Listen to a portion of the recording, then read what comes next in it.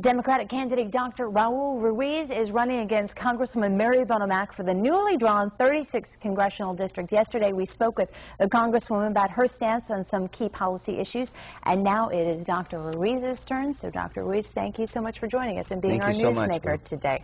I want to start with something that's very topical. You just heard me talk about the situation that happened in Colorado today. The shooting suspect, his attorney saying that he is mentally ill. Earlier this week, the Tucson shooter, Jared Lee Loughner, entered into a plea deal. His attorneys say that he is schizophrenic. We're talking about mass shootings and mental health in our country right now. Where do you stand on gun control issues and also mental health policies? Thank you for that question, Brooke. First of all, it was completely horrendous what occurred in Colorado and also in Wisconsin. Our hearts go out to the communities there.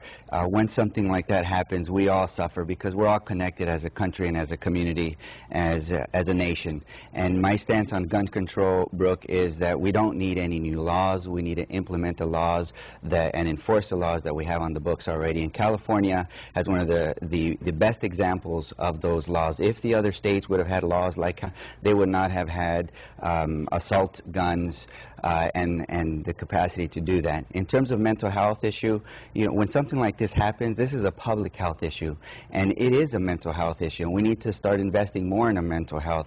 Unlike Mary Bonomac, I will act on that. You know, she has voted to decrease millions of dollars funding for mental health programs throughout our country, including for our veterans who have the highest rate of post-traumatic stress disorders in our country. And as an emergency room physician, we see the long waits that our patients who have schizophrenia come into the emergency department because they're uninsured or because they have no other place to go. And we definitely need to start investing in our mental health. You talked about assault weapons. Do you think that the ban on assault weapons should be reinstated? Well, we have a ban on certain assault weapons here, and those were the same assault weapons that they used in the other states. In Colorado? Yes. All right.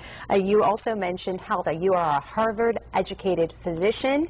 I'm sure that gives you a unique perspective on our healthcare situation here in the Coachella Valley and also in the nation. But how does it prepare you to be a leader in Washington and deal with our legislators there and work on some of the key issues that voters have said they care about right now, which is jobs and the economy? Well, I can tell you that right now Congress is broken.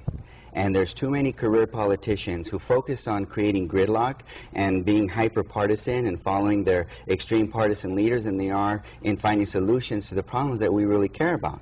And as an emergency medicine physician, I'm focused on putting patients first. I'm focused on making sure that we find solutions to our problems. And that's what I intend to do as a congressperson, and that's what I will do, is to put people first. And you can feel the effects of our economy in emergency departments all over our country. And that's why I'm running for Congress, is because of my patients, because of the people in our community suffering needlessly because they have lost their jobs, they've lost their homes, our seniors are on the verge of losing their Medicare, and our youth are concerned about how they're going to afford their college education. The unemployment rate in your hometown of Coachella is higher than the national average. It is higher than the state average. It's hovering about 14%. What is your plan for getting those folks back to work?